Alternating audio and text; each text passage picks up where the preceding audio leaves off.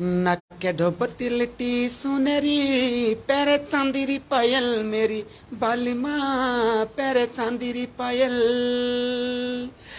आणी आंदी बाटणो हाय आणी आंदी बाटणो आणी आंदी बाटणो घर के तो किया घायल मेरी बालिमा तो किया घायल बालिमा मेरे प्यारी बालिमा। नमस्कार, सुप्रभात। मैं हूं अश्वनी और आप देख रहे हैं लाइव टाइम्स टीवी। इस वक्त अब मंडी में मौजूद हैं और अभी आपने एक सुंदर सुरीली आवाज़ में एक पहाड़ी नाटी सुनी।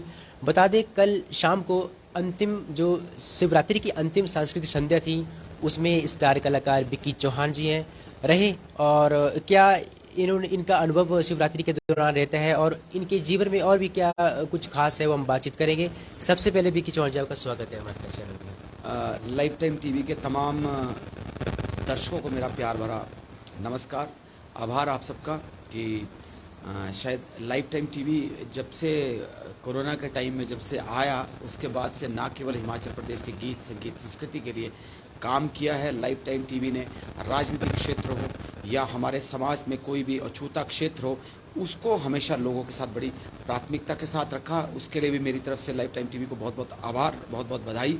और साथ ही साथ जहाँ तक मेरे एक्सपीरियंस की बात आप कर रहे हो मंडी में, अगर मैं शेरी मंच की बात करूँ, यहाँ मैंने सबसे पहले 2008 या 9 में एक बार आकर कार्यक्रम किया था, तो एज एन फिलर आर्टिस्ट मैंने यहाँ कार्यक्रम किया था। उसके बाद मैं एक बार जो कॉलेज ग्राउंड है शायद, उसमें मैं एक बार आया था, वहाँ भी एज एन फिलर आर्टिस्ट के तौर पे, मतलब मेरे बाद कोई बॉलीवुड स्टार्स थे, उनके साथ काम किया। लेकिन मंडी शिवरात्रि में पहली बार ख़ास तौर पर मैं एडमिनिस्ट्रेशन का बहुत बहुत आभारी हूँ, डीसी साहब का, एडीसी मैम का और अन्य सभी अधिकारी लोगों का बहुत बहुत आभार कि आपने मेरे ऊपर विश्वास जताया और मुझे मंडी, अंतर्राष्ट्रीय मंडी शिवरात्रि जो हिमाचल प्रदेश का सबसे बड़ा मेला है और साल की शुरुआत का मेला है, उसमें मुझ पर विश्वास जिताकर आपने मुझे अंतिम सांस्कृतिक संध्या में बुलाया और हजारों लोग उस सांस्कृतिक संध्या के गवाह बने। और दिल से बहुत बहुत आभार, साधुवाद आभार कि लोगों ने सर आंखों पर ना केवल मुझे, मेरे गीतों को आप सब ने इतना एंजॉय किया। शायद कलाकार के लिए इससे बड़ी चीज़ और कुछ नहीं हो सकती। अगर विक्की चौहान जी बात करें आपके जीवन की, कहाँ से आपने गायकी शुरू की और जो आपका मोटिवेशन है, किसको आप अपनी सफलता का मानते हैं? देखिए, मैंने गाना तो शुरू किया था थोड़ा बहुत कॉलेज में, वैसे हम लोग गाया करते थे, लेकिन यूथ फेस्टिवल वगैरह में हम लोग जाते थे तो उसमें हम लोग गाते थे। म्यूज़िक मेरा सब्जेक्ट कभी नहीं रहा।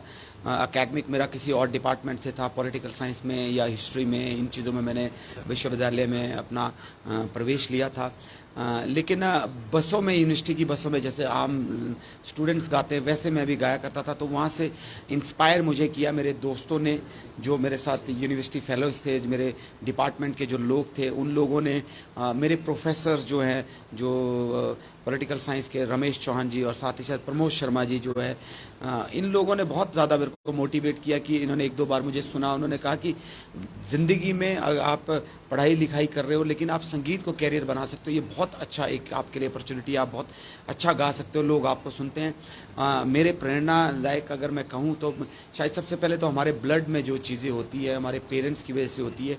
तो मेरे फादर कभी आगे आए नहीं है म्यूज़िक लाइन में, लेकिन वो पुराने ज़माने में वैसे जैसे वो खलिहान में गाना, खेतों में गाने गाना, झूरिया गाने, लामन गाने, वैसे मैंने कभी सुना नहीं है, लेकिन मुझे कहते थे कि गांव के लोग कहते कि तेरे फादर बहुत अच्छा गाया करते थे पहले, लेकिन वैसे प्रोफेशनली वो कभी नहीं आए।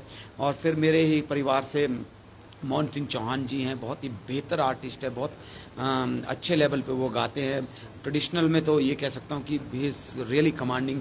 और साथ ही साथ डॉक्टर कृष्णलाल सहगल सर जो प्रोफेसर रहे हैं म्यूज़िक के, कन्नैल राणा भाई, इन लोगों को सुनकर मुझे बहुत अच्छा लगता था कि ये इतने बढ़िया आर्टिस्ट है, तो हम लोगों को भी गाना चाहिए। जब ये लोग को हम लोग सुनते थे तो ऐसा लगता था कि कितनी बड़ी चीज़ है। इनके जब कैसेट्स आते थे हम लोग खड़े होते थे। तो उसके बाद जो मेरे सीनियर्स हैं, कुलदीप शर्मा भाई है, राठी भाई है, संजीव दीक्षित भाई है, शारदा शर्मा में, बहुत सारे लोग हैं, मैं सबके नाम नहीं ले। ये लोग जब आगे मार्केट में आए तो ये मेरे साथ के ही थे बेसिकली। सिर्फ फ़र्क ये था कि ये 3-4 साल 5 साल पहले मुझसे मार्केट में आए, लेकिन हम उम्र हैं सब लोग। तो इनको जब सुनते थे तो ये लगता था कि यार ये लोग कितना बेहतर काम कर रहे हैं। तो इन सबको सुन के, इन सबको देख के प्रेरणा ही कह सकते हैं। जब आप किसी संगीत के क्षेत्र में आते हैं तो ये मेरे बड़े रहे हैं सब लोग, इन लोगों ने बहुत कुछ चीज़ें सिखाई है जीवन में। अगर आपकी जो एल्बमें हैं कितनी अब तक आप अपने जीवन में निकाल चुके हैं, और आने वाले भविष्य में आपके क्या कौन कौन से आपके प्लान हैं? अगर सही डाटा मैं कहूँ तो शायद एल्बम के नाम तो इतने ज़्यादा याद नहीं है। हर महीने कोई ना कोई गाना आता है, कोई ना कोई एल्बम आती है। लेकिन इतना ज़रूर है कि मैंने करीबन 350 गाने गा लिए हैं। और ये मैं कह सकता हूँ लाइफ टाइम टीवी के माध्यम से तमाम हिमाचल प्रदेश और उत्तराखंड के श्रोताओं को, दर्शकों को, कि 350 गानों में करीबन 90 से लेकर के 95% गाने मैंने खुद लिखे हैं। और जो शायद 90% से ज़्यादा हिट है, इतना परसेंटेज हिट दिया है। उसके लिए तो मैं ये कह सकता हूँ कि गांव से निकला हुआ एक विक्की नाम जो था, उसको विक्की चौहान बनाने में जो लोगों ने इतना बड़ा सहयोग दिया, इतने गाने मेरे हिट किए, इतने गाने पॉपुलर किए। हम लोग जो होते हैं अपनी ज़िंदगी में, हम लोग जो आज हैं अपने मुकाम पे, वो शायद हम थोड़ा बहुत ये कह सकते कि हमने थोड़ा हार्ड वर्क किया, मेहनत किया और अपनी आवाज़ को लोगों तक पहुंचाया। लेकिन उसको सफल बनाने में जो सबसे बड़ा सहयोग रहता है वो पब्लिक का रहता है, ठीक है, हमारे एडमिनिस्ट्रेशन का रहता है, हमारी गवर्नमेंट्स का रहता है। तो सबसे बड़ा जो सहयोग है वो तो पब्लिक है, पब्लिक हमें बनाती है। तो उसके लिए ये है कि नतमस्तक हिमाचल और उत्तराखंड की जनता के आगे कि हम लोग पहाड़ों में रहने वाले, छोटे छोटे गांव में रहने वाले हम कलाकारों को हज़ारों की संख्या में लोग सुन रहे हैं, अपने गीत को सुन रहे हैं, अपनी संस्कृति को सुन रहे हैं, इतना मान सम्मान दे रहे हैं। चलिए, बातों का सिलसिला चलता रहेगा। एक नाटी जो आप सुनाए, जो आपको बहुत ही ज़्यादा आपको प्यार मिला है, लोगों का प्यार मिला है, वो आप गुनगुनाएं। देखिए, आपके चैनल के माध्यम से एक चीज़ और भी कहना चाहूँगा, जितने लोग देख रहे हैं इसको एग्री भी करेंगे। माँ बाप को अपना हर बच्चा बहुत प्यारा होता है, और बच्चा तो बंदर को भी बहुत प्यारा लगता है कि ये मेरा बच्चा है। तो इंसान को तो अपना बच्चा वैसे ही प्यारा लगता है। वैसे मैंने कहा कि 90 से 95% गाने लिखे हैं, मैंने खुद लिखे हैं, खुद इस कलम से, इस सोच से लिखे हैं। तो शायद मेरे लिए मेरे बच्चे जैसे हैं, मतलब मैंने अपने खून से जैसे उन गानों को सींचा। तो मेरे सारे गाने बहुत ज़्यादा मेरे दिल के करीब है। ना केवल मेरे ही, जो और लोगों के लिए भी मैंने गाने लिखे हैं वो भी हैं, और कई लोगों के और बेहतरीन गाने होते हैं। तो इन्हीं गानों के सिलसिले की कड़ी को अगर मैं शुरू करूं तो मैं ये कह सकता हूं कि मेरे जीवन का जो टर्निंग पॉइंट था वो झुमके झुमके था। आज 22 साल हो गए इस गाने को गाते हुए, और 22 साल के बाद भी ऐसा लगता है जैसे ये गाना बचपन से जमा होते होते स्टेज तक पहुंच रहा है। तो लोग इतना प्यार देते हैं। चंद लाइनें मैं आपको झुमके झुमके की सुनाता हूँ। हो लुकी तू छुपियों बोणी तू ठोणियों बे साली किंदी रोया झुमके। अगर विक्की चौहान जी बात करें, अपर आप हिमाचल से संबंध रखते हो, लोअर हिमाचल की जनता के लिए, लोगों के लिए अभी तक आपने कौन से गाने हैं, या आने वाले भविष्य में आप क्या प्लान करें? देखिए, पहले कुछ ऐसा कह सकते थे हम लोग 2010 से पहले या 12 से पहले, हम लोग कह सकते कि लोअर हिमाचल का संगीत, अपर हिमाचल का संगीत। अभी ऐसा कुछ भी नहीं है। अभी तो नाटी का जो स्वरूप है वो हिमाचल का संगीत बन चुका है। आप चंबा में सुनिए, आप ऊना में सुनिए, आप रोडू में सुनिए, आप किन्नौर में सुनिए, आप भरमौर में सुनिए, या आप जाके बिलासपुर में सुनिए, आप मंडी में सुनिए, नाटी को लोग बहुत प्यार करते हैं। लेकिन मैंने एक कोशिश किया था 2004 में या 5 में। उस वक्त क्या होता था कि उस वक्त सिर्फ अपर हिमाचल के गाने गाए जाते थे, लोअर के सिंगर गाते थे। लेकिन अभी लोअर के सिंगर अपर के गाने गा रहे, अपर के सिंगर लोअर के गाने गा रहे, और संगीत का स्वरूप नाटी में बदलता जा रहा है। लेकिन मैंने सबसे पहले, मेरे म्यूजिक डायरेक्टर ज्योति बिष्ट जी थे, उनके सहयोग से और उनके प्यार से उन्होंने मुझे कहा कि तुझे अभी हिमाचल और उत्तराखंड के लोग बहुत प्यार करने लगे हैं, तुझे हटके कुछ गाना चाहिए, नाटी से हटके कुछ गाना चाहिए। तो मैंने ट्राई किया था सबसे पहले, जो मेरा पहला गाना जो मैंने कांगड़ी गाया था कैसेट में, उससे पहले वो आकाशवाणी शिमला के माध्यम से बजता था। जयदेव किरण जी ने, डॉक्टर जयदेव किरण जी ने इस गाने को लिखा था, शांति बिष्ट जी ने इस गाने को गाया था, और ज्योति बिष्ट जी जो है उनके बेटे हैं म्यूजिक डायरेक्टर। तो उन्होंने कहा कि मेरी माँ का गाना है। वो गाना पहली बार जब कैसेट में आया था, आज हर मंच पे वो गाना बजता है। वो मेरी कोशिश थी। हिस्सा गराए दिया लंबरा वो ना छोरुआ जो ले तू समझाए के बत्ता जांदे सिट्टी मार दे। तो पहला गाना जो ट्राई किया था, उसके बाद तो बहुत सारे लोगों ने इस गाने को गाया है और भी कांगड़ी गाने गाए थे, काफ़ी सारे गाने गाए हैं। तो ये आदान प्रदान रहा संस्कृति का। लेकिन लोअर हिमाचल के मैंने थोड़े कम गाने गाए, लेकिन कोशिश मैंने ये की है कि जो मैंने नाटिया गाई है उसका स्वरूप इतना सीधा था कि वो आप कांगड़ा में सुनो, मंडी में सुनो, कहीं भी सुनो, चलो भाई नाचो कमर झुका के, साथों रे साथी को साथ बुला के, सारे बे नाचू ले झूम झुमा के, ये आया मजा नाटी लगा के सही पकड़े हैं ये लगी नाटी। तो इस तरह के गाने थे। और हिमाचल प्रदेश का पहला पहाड़ी वीडियो एल्बम मैंने हिमाचल के लिए बनाया। वो गाना एक ऐसा गाना रहा जो ठाकुरदास राठी जी ने दर्द का रिश्ता नामक कैसेट में टी सीरीज से गाया था 1997 में, शायद एग्जैक्ट मुझे डेट याद नहीं है, 97 में गाया था। तो उसके बाद 2001 में मैंने इस गाने को रिक्रिएट किया, नीरू चली घुमदी को, और वीडियो बनाया। तो ये भी एक ऐसा गाना था जो चंबा, कहीं भी सुन लो, उत्तराखंड का उत्तरकाशी में सुन लो, वो नीरू चाले घूम दे माये घूम दे, उन्होंने गाया कुल्लू रे बजारा, मैंने गाया शिमला बजारा। तो चाले शिमला बजारा नीरू चाले घूम दे। तो इस तरह के गाने मैंने दिए लोगों को। लेकिन गीत संगीत के साथ ज़्यादातर गाने मैंने गढ़वाल और उत्तराखंड जौनसार के बहुत गाए। तो मैं ये कह सकता हूँ कि जो मान सम्मान मुझे हिमाचल प्रदेश में मिलता है उतना ही मान सम्मान ऐसा मेरे को लगता ही नहीं है कभी कि मैं उत्तराखंड में भी जाके शो कर रहा हूँ। अभी मैं उत्तरकाशी गया हुआ था 18 तारीख को, महाशिवरात्रि पर्व वहाँ भी होता है। हालांकि यहाँ पर मुझे मंडी शिवरात्रि में 19 की डेट दी जा रही थी, तो मैंने कहा कि मैं लगातार उत्तरकाशी 18 को और 19 तारीख को गंगोत्री रहूँगा कार्यक्रम में। तो वहाँ इतनी भीड़ थी कार्यक्रम के लिए कि मेरी ज़िंदगी का आज तक का सबसे ज़्यादा क्राउड में किया हुआ कार्यक्रम वो कह सकते हैं जिसमें मैं लोगों के बीच किया। मोर देन 50,000 क्राउड के बीच आपको प्रोग्राम करना, तो इससे ज़्यादा मान सम्मान मुझे और क्या चाहिए। अगर चौल साहब बात करें, अभी आपने बहुत लोग गायकों के नाम बताए, गिनाए, अगर आने वाले समय में कई लोग गायक ऐसे होते हैं इनको मंच नहीं मिल पाता, तो आने वाले 5-7 सालों में आप लोग गायकों का भविष्य किस तरह देखते हैं, और क्या आप सरकार और प्रशासन से उनके बारे में कहना चाहते हैं, मांग कुछ? देखिए, राजनीतिक स्वरूप बहुत कुछ चीज़ें तय करता है और एडमिनिस्ट्रेशन बहुत कुछ स्वरूप तय करता है।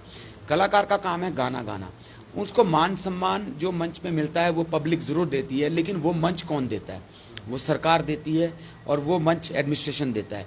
अगर तो मैं, जैसे हम अपनी बात करते हैं, जिन लोगों के मैंने नाम लिए उनके पास शायद प्राइवेट शोज़ भी बहुत ज़्यादा है, बहुत ज़्यादा काम वो प्राइवेट शोज़ में करते हैं। जो नए कलाकार हैं उनको प्राइवेट शोज़ नहीं मिलेंगे। उनकी उम्मीदें किससे हैं? सरकार से हैं। उनकी उम्मीदें किससे? एडमिनिस्ट्रेशन से। डेफिनेटली उनको मिलना चाहिए, काम मिलना चाहिए, उनको प्रोग्राम मिलने चाहिए, लेकिन प्रोग्राम मिलने से वो अपने आप को सफल साबित नहीं कर सकते। सफल साबित करने के लिए उनको कड़ी मेहनत करनी पड़ेगी, उनको अपने आप को प्रूव करना पड़ेगा। 1 या 2 बार आप किसी विधायक से, किन्हीं मंत्री से या सीएम ऑफिस से या किसी आपके आईएएस या एचएस अधिकारी आपके जान पहचाने, 1 या 2 बार आप उनसे अप्रोच करा सकते हो कि मुझे एक बार मौका दे दीजिए। वो मिलता है, करना पड़ता है, सबको करना पड़ता है।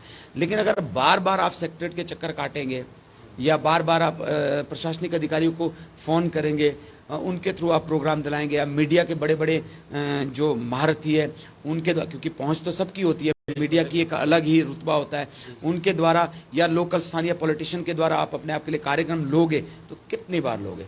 तो मैं ये कहूँगा जो टैलेंट होता है वो कभी छुपता नहीं है, वो डेफिनेटली लोगों के सामने आता है, उनका नाम बनता है। मेरे साथ बहुत सारे आर्टिस्ट ऐसे हैं जिन्होंने 10-10 साल काम किया है, 12-12 साल काम किया है। मैं उनको ये नहीं कह रहा हूँ कि 1-2 बार उन्होंने अप्रोच किया होगा, लेकिन आज वो स्टार नाइट्स कर रहे हैं, बहुत बड़े लेवल पे जा रहे हैं। मैं उनको बहुत बहुत बधाइयाँ देता हूँ कि आज इतने बड़े लेवल पे आप हैं।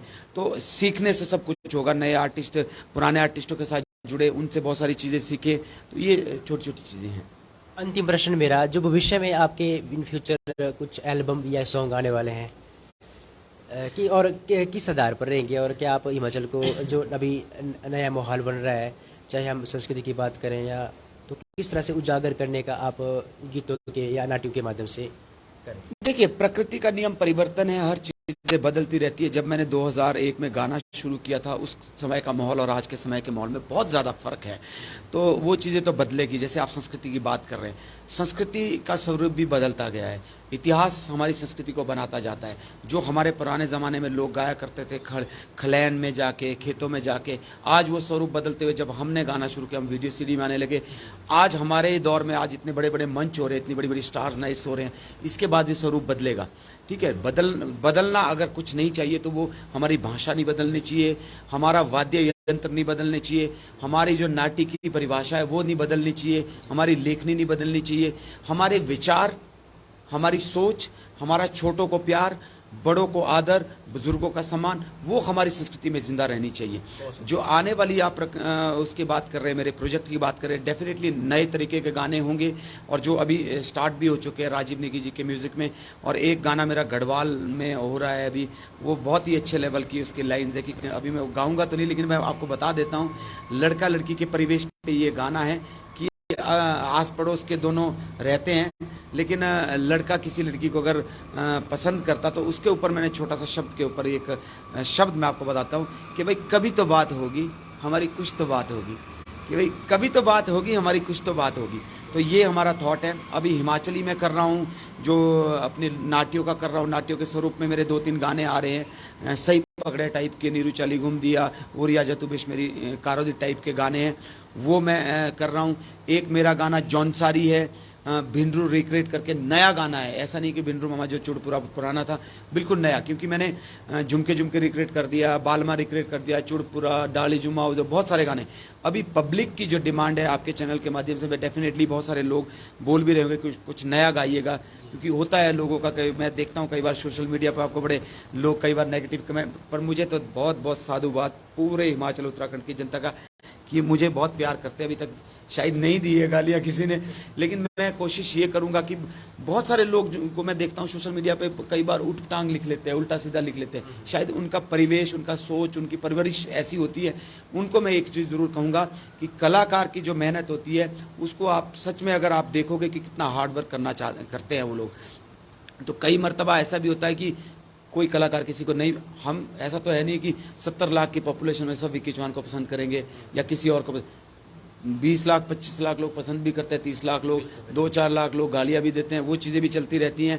लेकिन इतना मैं ज़रूर कहता हूँ आप सब, आपके चैनल के माध्यम से सभी लोगों से, कि मैं अपने गीतों के माध्यम से, अपनी संस्कृति के माध्यम से आपको कभी हरास नहीं होने दूंगा। कोई ऐसे शब्द या कोई ऐसे संगीत आपके सामने नहीं परोसूंगा जिसकी वजह से मेरा सर और मेरी संस्कृति का सर और मेरे हिमाचल का सर नीचे हो। तो ये हमारी कोशिश रहेगी। और साथ ही साथ आप सबसे मैं विनम्र निवेदन करता हूँ, जो प्यार आप विक्की चौहान को और अन्य हिमाचल प्रदेश के बड़े बड़े सितारों को करते हैं, वही प्यार आप आने वाले नए सिंगरों को भी करें। और जो गाने अच्छे लगते हैं उनके गाने आप लोगों तक पहुँचाएं, क्योंकि उनके पास इतना बड़ा अप्रोच नहीं होता है नए आर्टिस्टों के पास। ये एक मैं सच में मैं दिल की भावना से ये बात कह रहा हूँ, क्योंकि विक्की चौहान अगर अपने फेसबुक पेज से भी किसी चीज़ को डालता तो वो शायद लाखों लोग देखते हैं, एक नाम की बात अगर मैं कर रहा हूँ। लेकिन जो नए आर्टिस्ट होते हैं उनके पास सच में वो एक सपोर्ट नहीं होता है, या मंच नहीं होता है, एडमिनिस्ट्रेशन की पावर नहीं होती है, पॉलिटिक्स की पावर नहीं होती। तो जो गाना पब्लिक को बहुत अच्छा लगता है, जो गाना पब्लिक बहुत ज़्यादा पसंद करती है, वो लोगों तक इतना वायरल कर देना चाहिए, किसी का भी नए से नए आर्टिस्ट है, क्योंकि उसकी भी रोजी रोटी का सवाल है, उसकी भी मेहनत का सवाल है। ये छोटी छोटी भावनाएं हैं मेरे, जो आप तक मैं पहुंचाना चाहता हूं। बहुत बहुत धन्यवाद आपका हमारे साथ बातचीत करने के लिए। शुक्रिया लाइफ टाइम टीवी के तमाम दर्शकों का। जी, ये हमारे साथ विक्की चौहान थे और इनके जीवन और इनके जो आने वाले फ्यूचर प्लान क्या है, जो उनके प्रोजेक्ट रहेंगे, उनके बारे में हमने बातचीत की। और बता दें आपको, आज शिवरात्रि महोत्सव का अंतिम दिन है और इस दिन में कुश्ती के जो महादंगल के फाइनल हैं वो आपको लाइव टाइम्स टीवी के माध्यम से दिखाए जाएंगे। इसके साथ जो अंतिम शोभा यात्रा निकलेगी वो भी आप लाइव टाइम्स टीवी के माध्यम से देखेंगे। तो देखते हैं लाइव टाइम्स टीवी। मैं हूं मंडी से अश्विनी भारद्वाज। धन्यवाद।